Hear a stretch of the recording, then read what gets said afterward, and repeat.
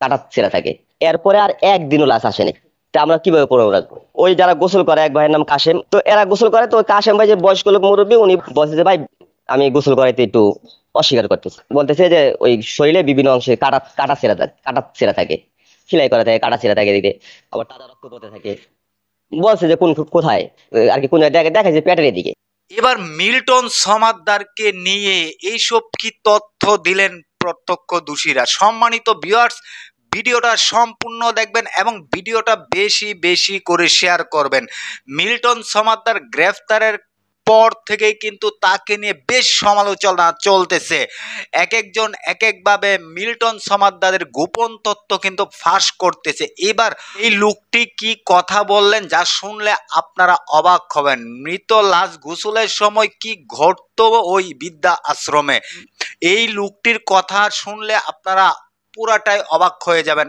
আমি আপনাদেরকে সম্পূর্ণ ভিডিওটা দেখাবো, এই লোকটির কথাগুলো শোনাবো। অবশ্যই ভিডিওটা শেষ পর্যন্ত দেখবেন এবং কথাগুলো শুনে আপনাদের মূল্যবান মন্তব্য কিন্তু কমেন্ট বক্সে কমেন্ট করবেন। ভিডিওটা বেশি বেশি করে শেয়ার করবেন। চলেন আমরা এই ব্যক্তির কথাগুলো শুনে আসি যে বৃদ্ধা আশ্রমে মৃত লাশ গোসলের সময় কি ঘটতো। আমরা সম্পূর্ণ আলোচনাটুকু শুনে আসি। হ্যাঁ, এদিকে কাটা থাকে, এদিকে কাটা থাকে, আবার অনেক সময় তাজা রক্ত করে। তো এই কথা বলার পরে তো আমিও ছিলাম, খাদেম সাহেবের দায়িত্ব দেওয়া হয়েছিল যে মোবাইলে ভিডিও আর ছবি তুলে রাখতে, যে কখন কোন সমস্যা হয়ে যায়, যেহেতু এটার লাশের ব্যাপার। তো এইটা করার পর এরপরে আর একদিনও লাশ আসেনি, আর আসেনি একটা লাশ। আমরা যখন রাত্রে এটা বসে ইয়া করলাম যে একজন ছবি তোলা ভিডিও করে রাখবে, ঠিক আছে, তারপর দিন থেকে আর লাশ আসেনি। তা আমরা কিভাবে প্রমাণ রাখবো? না আমরা ওই যে দুইজন যে গোসল করাইতো, একজন আবার তাদের সাথে যায় গোসল করাইতো, আমরা তো মনে হয় যে ও যায় মনে কয়েছে, আমরা এটা নিয়ে আর ইয়া করি নাই, যে যার যার ব্যাপারে, যেগুলো এখানে ফ্রি ছিল সে করায় নাই। পরে সে ফোনে জানাই দিছে যে সমস্যা নেই, আমাদের টাকা পয়সা আছে, আমরা আমাদের মতো করে নেবো। এই এতদিন পর্যন্ত আনুমানিক কতগুলো লাশ আসলে গোসল করিয়েছে? 60 65 এরকম 70-এর মতো এরকম লাগে। হঠাৎ করে লাশ বাইরে গেছে, ঠিক আছে, ওরা একটা দুজন আসতো, ওই দেখা গেছে অনেক সময় 3 4 জন 5 জন এরকম বাড়তেছে, 7 8 জন হইতো। ভিডিওতে দেখা যায় বিভিন্ন জায়গা থেকে মানুষ নিয়ে আসে, এই যে যায় জিজ্ঞেস করতে আরে মিথ্যা মামলা দিয়ে দেয়। কোর্টে যেটা আবেদন করছে সে নিজের মতো করে সে মাটি দিবে, সরকারি কোনো গরুস্থানে মাটি দিবে না, নিজের মতো করে। তো এই আবেদন করছে।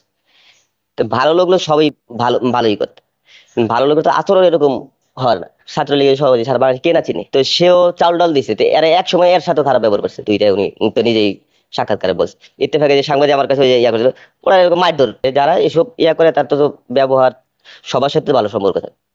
আর মিডিয়া গেলে টাকা দিতে হবে এরকম তো কোনো কথা না। হোম কেয়ার নামে একটা আছে, একটা মিল্টন নাম দিয়া, যে বাসা বাড়িতে সে নার্সিং পেশাতে, আর মহল্লার মানুষের সাথে ওরকম তো সে মেশা চলাফেরা করতো। ভালো মানুষ হলে ভালোটা ভালোই প্রচার করে। সরকার হাজার কোটি টাকা দিতেছে বৃদ্ধ ভাতা। আমার বয়সে এই পর্যন্ত আমি একটা লোক দেখিনি রাস্তায় পড়ে মারা গেছে, সে ওইখানে পুকে ধরছে, ইয়া হয়েছে, দাফন কাফন হয় না, এই না।